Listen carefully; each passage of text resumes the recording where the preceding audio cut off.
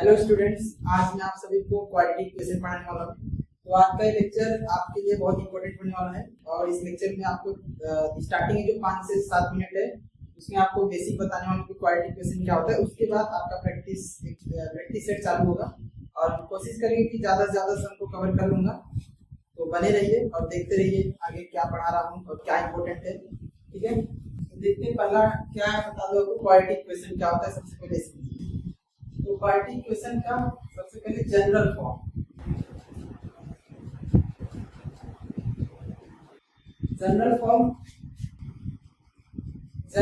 क्या होता है देखिए। जनरल फॉर्म में आपका होता है ax² + bx + c = 0।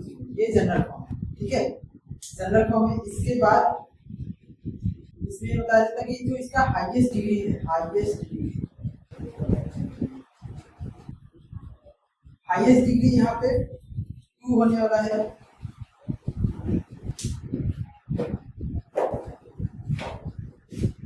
तो हाईएस्ट डिग्री यहाँ पे क्या होगा, 2 होगा। ठीक है, हाईएस्ट डिग्री 2 होगा।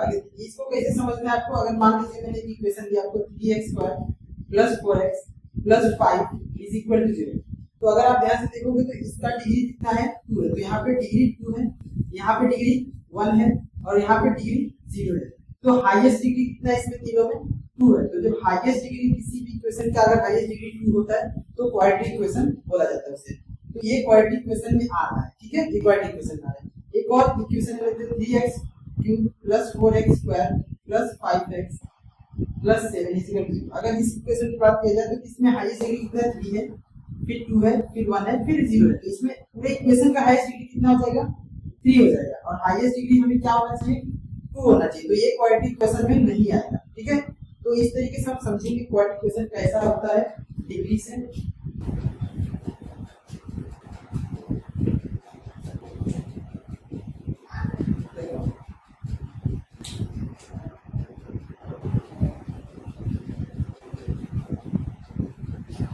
Degree should not be in negative, मतलब वो नेगेटिव नहीं होना चाहिए, डिग्री नेगेटिव नहीं होना चाहिए। एग्जांपल जैसे अगर आपको लिख दिया जाए x⁻², ऐसा आ गया या 4 आ गया, 5 आ गया, तो वो क्या होगा, डिग्री अगर नेगेटिव आ गया मतलब क्वाड्रेटिक इक्वेशन नहीं। ठीक है, ये चीजें ध्यान रखना। इसके अलावा एक पॉइंट और है आपको, जो a का वैल्यू होता है a should not be 0, a 0 नहीं होना चाहिए। क्यों नहीं होना चाहिए इसको मैं आपको समझा देता हूँ। जैसे जनरल फॉर्म आपका क्या है, ax² + bx + c = 0। ये क्या है, जनरल फॉर्म। तो अगर a का वैल्यू मान लीजिए 0 लेता हूं तो 0 × x², तो क्या हो जाएगा पूरा वैल्यू, तो ये पूरा क्या हो जाएगा, 0 हो जाएगा। यहाँ पे 0 लेते हैं, क्या बचेगा, bx + c = 0। तो जब 0 हट गया तो आपको देखो इसका हाईएस्ट डिग्री कितना हो गया, ये क्वाड्रेटिक इक्वेशन नहीं बना, ये लीनियर इक्वेशन पे चल गया। ठीक है, तो अगर a का वैल्यू 0 होता है तो मतलब क्वाड्रेटिक इक्वेशन नहीं बन सकता और लीनियर इक्वेशन में चले जाएगा। ठीक है, जिसके कारण हमेशा ये कंडीशन आपको मालूम होना चाहिए, a should not be 0, a is not equal to 0, ये चीजें होना चाहिए। इसके बाद हम ये समझेंगे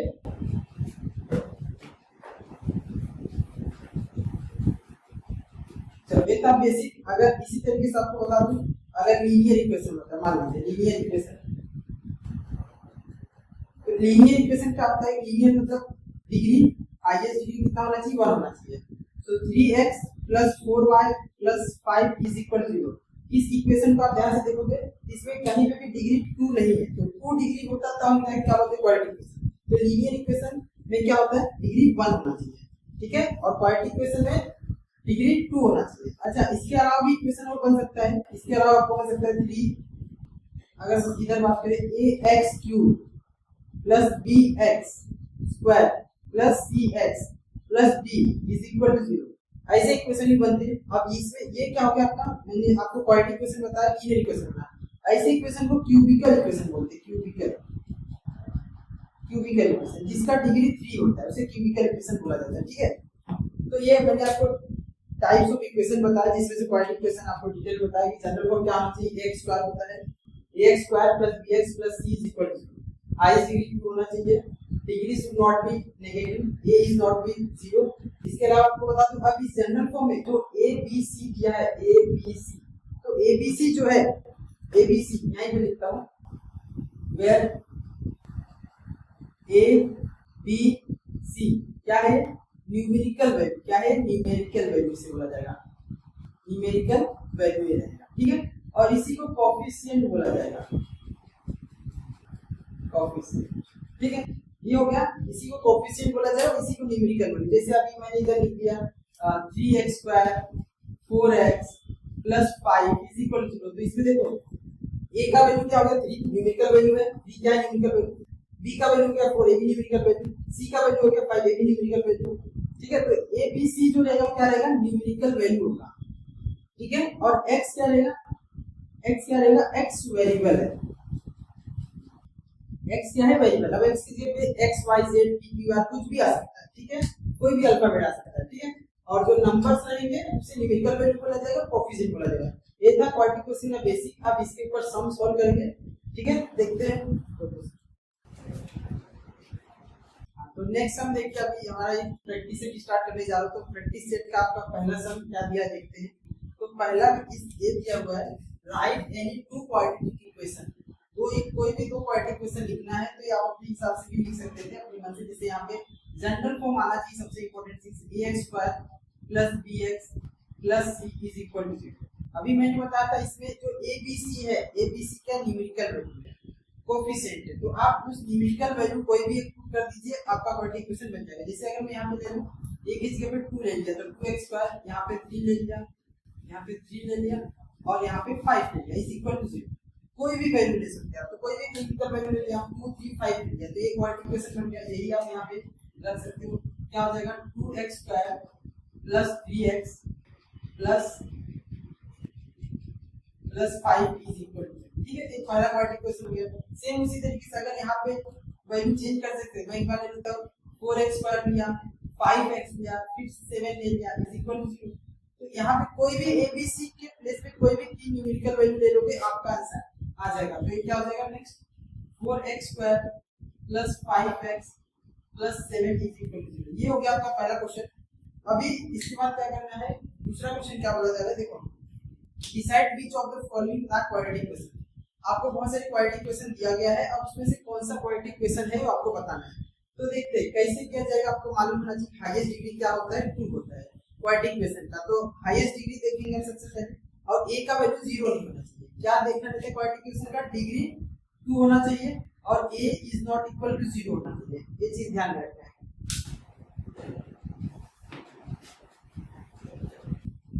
तो क्या होगा, पहला इक्वेशन देखते हैं। अब यहाँ पे a का वैल्यू क्या है 1 है। अगर आप इसको कंपेयर करोगे इस इक्वेशन से ax² + bx + c, तो मैंने बोला था abc न्यूमेरिकल वैल्यू होना चाहिए, 1 5 2 न्यूमेरिकल वैल्यू हो गया।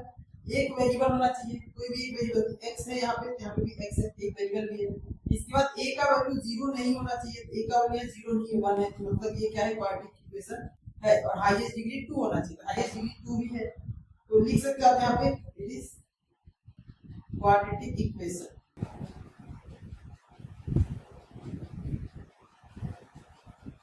ठीक है, ये हो गया। सेम इस कंडीशन में देखा जाए तो इस तो जनरल फॉर्म नहीं बना, पहली बात तो जनरल फॉर्म बना लेंगे। तो यहाँ पे y² है और ये प्लस 5y है, यहाँ पे आ जाएगा तो एक आ जाएगा -5 है, ये माइनस है, इस साइड आ गया तो प्लस है, यहाँ पे क्या बचा 0। अब आप देखोगे तो सेम जनरल फॉर्म पे बैठ गया, ये जनरल फॉर्म है a b c, तो यहाँ पे भी 1 5 10 abc हो गया। फिर x² है, यहाँ पे y² है, मतलब कोई भी एक वेरिएबल चलेगा, तो एक वेरिएबल इसमें क्या है y है, तो ये क्या हो गया, ये क्वाड्रेटिक इक्वेशन है, इट इज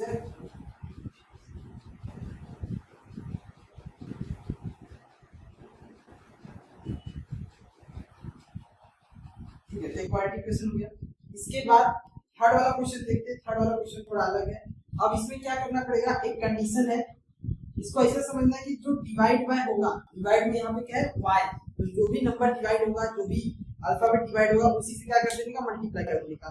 फ्रैक्शन से करने की बात नहीं है, अगर फ्रैक्शन में जो भी वैल्यू है उसी से क्या कर दो मल्टीप्लाई। तो यहाँ फ्रैक्शन में क्या है y है, तो सभी टर्म सबको क्या कर दो y से मल्टीप्लाई कर दो।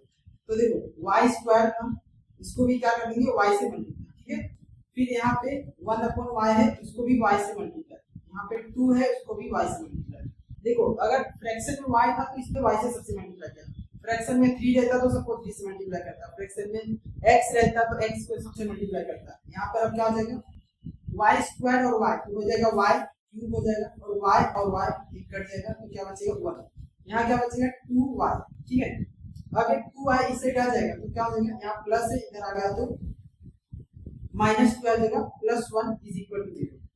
अब ये जनरल फॉर्म तो बन गया, लेकिन ये हाईएस्ट डिग्री कितना होता है 2 होता है, लेकिन यहाँ पर हाईएस्ट डिग्री क्या है 1 है।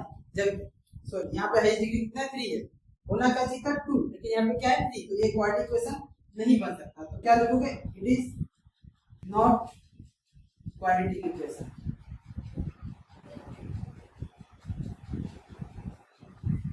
ठीक है, तो नेक्स्ट सम पे देखते हैं क्या है। अब यहाँ तक तो क्लियर हो गया होगा। देखिए अभी नेक्स्ट सम क्या है हमारा, देखो इसमें लिखा हुआ है write the following equation in the form of ax² + bx + c = 0, then write the value a b c for each of the equation. मतलब पहले आपको जनरल फॉर्म बनाना है ax² + bx + c, फिर उसका जब जनरल फॉर्म बन जाएगा तो उसमें से आपको a b c का वैल्यू फाइंड करना है। ठीक है, तो सबसे पहले हम बना लेते हैं जनरल फॉर्म, देखते हैं पहला क्वेश्चन क्या है। तो जब इसका जनरल फॉर्म हम बनाएंगे तो ये इस तरीके से होगा। पहले क्या होता है, पहले स्क्वायर वाला टर्म होना चाहिए। तो यहाँ पे स्क्वायर वाला टर्म कहाँ पे है, यहाँ पे। तो इसको इस साइड लेके आओगे तो ये माइनस है, यहाँ पे आ जाएगा क्या हो जाएगा +y² हो जाएगा। उसके बाद x वाली टर्म आना चाहिए, मतलब यहाँ पे x 2y हो जाएगा, क्या हो गया, तो इधर y² माइनस इधर के प्लस हो गया। ये 2y एज इट इज यहीं पे रखा गया है, इसको कोई भी चेंजेस नहीं। और ये +10 यहाँ पे आके -10 हो गया, यहाँ पे 0 बचा। तो क्या इस तरीके से हो गया। अब इसको क्या कर देना है, लिखना है दिस इक्वेशन कंपेयरिंग विद, क्या लिखा है कंपेयरिंग विद ax²। अब ध्यान से देखना है कि आपका y के फॉर्म में दिया है ना इक्वेशन, तो आपको इक्वेशन में थोड़ा सा बदलना है। ay² + by + c = 0। जो आपका जनरल फॉर्म ax² था वहां पे क्या होगा ay² हो गया, bx था by आ जाएगा + c, क्योंकि यहाँ पे y के टर्म्स में दिया था तो y के टर्म्स में आपको जनरल फॉर्म बना देना। इसके बाद जब कंपेयर करोगे तब ध्यान से देखो y² का वैल्यू क्या है, y² का जो न्यूमेरिकल वैल्यू है a है, और यहाँ पे y² का वैल्यू क्या है 1 है। तो इसका मतलब a का वैल्यू क्या हो जाएगा 1। इसका b का न्यूमेरिकल वैल्यू b है, और यहाँ पे y का क्या है 2।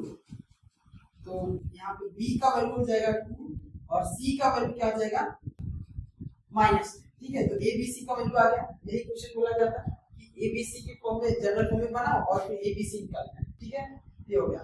इसका सेकंड क्वेश्चन देखो, सेकंड क्वेश्चन में क्या है।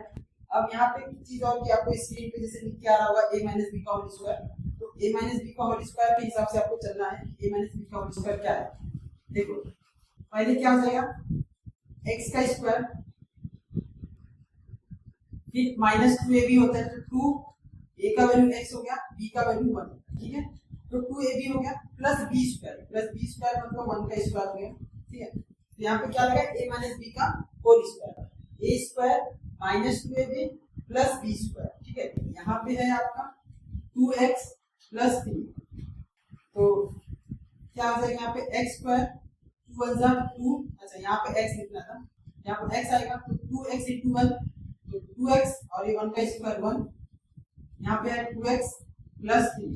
ठीक है, अब ये +2x इससे आएगा तो क्या हो जाएगा x² तो है -2x से ये भी +2x इधर आके -2x हो गया, +1 है और ये +3 इधर आया तो -3 हो गया, यहाँ पे 0। क्या हो जाएगा x² -2x - 2 तो -4x, 3 में से 1 माइनस तो -2 इज इक्वल टू 0। ठीक है, ये हो गया जनरल फॉर्म। अब जनरल फॉर्म बनने के बाद क्या फाइंड करना है, a b c फाइंड करना है। सेम उसी तरीके से this equation compare with ax² + bx + c = 0। तो x² के वैल्यू क्या है, a है, यहाँ पे x² का वैल्यू क्या है 1, तो a का वैल्यू क्या हो गया 1। सेम उसी तरीके से b का वैल्यू क्या हो जाएगा, b का वैल्यू क्या -2 और c का वैल्यू हो जाएगा -2। ठीक है, ये चीजें समझ में आ गया होगा। अगर आपको ये समझ में आ गया तो ये इस इक्वेशन का आपको a b c का वैल्यू कमेंट में करके आपको बताना है। ठीक है, तो नेक्स्ट हम देखते हैं। तो अभी हम लोगों ने फोर्थ क्वेश्चन स्टार्ट करने से पहले मैं आपको बता दूं अभी तक हम लोगों ने क्या क्या टॉपिक कवर कर चुका है। उसमें एक टॉपिक तो ये कवर किया हम लोगों ने आइडेंटिफाई करना सीखा कि क्वाड्रेटिक इक्वेशन होता है। तो क्वाड्रेटिक इक्वेशन कैसे होता है, आपको उसमें क्या देखा, आपने हाईएस्ट डिग्री देखा, a का वैल्यू 0 नहीं होना चाहिए। अगर a का वैल्यू 0 नहीं है और मतलब 1 है 2 है कुछ भी है और हाईएस्ट डिग्री 2 होता है तो क्वाड्रेटिक इक्वेशन हो जाता है। इसका भी पहला टाइप का क्वेश्चन था। दूसरा टाइप का क्वेश्चन हम लोगों ने क्या देखा, दूसरे टाइप का हम लोगों ने क्वेश्चन देखा कि अगर क्वाड्रेटिक इक्वेशन दिया हुआ है तो सबसे पहले उसे अरेंज करो जनरल फॉर्म में, ax² + bx + c। अरेंज करने के बाद हम लोगों ने क्या किया था, अरेंज करने के बाद इसका abc का वैल्यू निकाले थे। abc का वैल्यू निकालने से a का वैल्यू कुछ आया था, b का आया था, c का आया था, यहाँ पे सब खत्म होता है। ठीक है, अब इसके बाद हमारा क्वेश्चन आता है क्वेश्चन नंबर 4। अच्छा, क्वेश्चन नंबर फर्स्ट जो था उसमें बस दो इक्वेशन लिखना था, कोई भी दो अपने रैंडम दो इक्वेशन उठा के लिखना था। तो ये अभी तक के लिए हम लोगों ने इतना पढ़ाई कर चुका है। अब आगे देखते हैं क्वेश्चन 4 क्या बोल रहा है। क्वेश्चन 4 में देखो दिया हुआ है कि determine whether the value given against each of the quadratic equation are root of the equation. इसमें बोला कि क्वाड्रेटिक इक्वेशन दिया हुआ है और उस x का कुछ वैल्यू दिया होगा जिसे रूट बोला जाएगा। तो क्या x का वैल्यू राइट है या रॉन्ग है? अगर राइट है तो रूट ऑफ द इक्वेशन, अगर राइट नहीं राइट है तो not root of the equation. मतलब सीधा सीधा बोला जाए कि जो तो इसमें x का वैल्यू अगर मान लीजिए ये रूट है और ये रूट नहीं है तो ये हम इधर सब्स्टिट्यूट करके हम पता कर सकते हैं। ठीक है, तो देखते हैं हम किस तरीके से किया जाएगा कि रूट है या नहीं है। तो सबसे पहले हमें सॉल्यूशन में क्या करना है, इसका LHS ले लेना है, LHS। तो LHS ले लेना है, LHS मतलब लेफ्ट हैंड साइड, तो x² + 4x - 5 ये दिया है LHS। अब LHS में सबसे पहले आप x का वैल्यू पुट करो, तो पुट x = x का वैल्यू क्या है 1। एक बार 1 पुट करके देखेंगे, फिर एक बार -1। तो जब x का वैल्यू 1 पुट करोगे तो आपका आंसर क्या जाएगा, यहाँ पे 1 का स्क्वायर हो जाएगा +4 × 1 - 5। 1 का स्क्वायर 1, 4 बन जा 4 - 5। अब यहाँ पे क्या आ जाएगा 5 - 5, ये आ गया 0। अच्छा 0 आ गया, RHS में क्या था 0 था, तो इज इक्वल टू इसका मतलब क्या होगा LHS = RHS है। जब भी LHS = RHS आएगा, LHS और RHS का वैल्यू दोनों आ गया, मतलब जो वैल्यू आपने सब्स्टिट्यूट किया था वो रूट है। तो यहाँ पे लिखोगे x = 1 is a root of quadratic equation. Root of कौन सा क्वाड्रेटिक इक्वेशन था, x² + 4x - 5 = 0। ठीक है, तो मतलब ये जो वैल्यू आया x को जो हमने पुट किया, x पुट करने पे LHS RHS से मांगा, इसका मतलब x जो है root of the quadratic equation. फिर सेम इसी तरीके से दूसरा क्या, फिर से LHS लेना x² + 4x + -5 अब इस बार क्या करना है, x का वैल्यू -1 ले। अब x का वैल्यू -1 ले लेंगे तो x = -1, तो क्या हो जाएगा यहाँ पे -1 का स्क्वायर हो जाएगा +4 - 1 - 5। तो -1 का स्क्वायर 1 हो जाएगा, 4 बन जा 4 + माइनस और ये -5। ठीक है, अब 4 में से 1 माइनस तो -3 - 5, तो क्या हो जाएगा ये -8। क्या RHS में 8 है? नहीं है, RHS में 0 है और आपका LHS का वैल्यू क्या आ गया है -8। तो इसका मतलब LHS is not equal to RHS। जब LHS is not equal to RHS आ जाएगा तो ये क्या बोल दिया जाएगा, x = -1 is not root of quadratic equation. Quadratic equation क्या है, x² + 4x - 5 = 0। ठीक है, मतलब इसमें 1 जो था root of the quadratic equation था, परफेक्ट आंसर था, और जो -1 था वो क्वाड्रेटिक इक्वेशन का रूट नहीं था, मतलब ये आंसर आपका गलत है। तो देखिए अभी लास्ट क्वेश्चन जो है 5वां क्वेश्चन, इसमें क्या बोला है, फाइंड k। x का वैल्यू दिया हुआ है, root of the equation x जो है रूट ऑफ द इक्वेशन है, तो हमें एक इक्वेशन दिया हुआ है, इसमें जो x का वैल्यू पहले से पुट करने को बोला गया है, मतलब 3 है तो यहाँ पुट कर सकते हैं, और जब पुट करेंगे तो k का वैल्यू आ जाएगा। अननोन वैल्यू है k, कहाँ पे है k, यहाँ।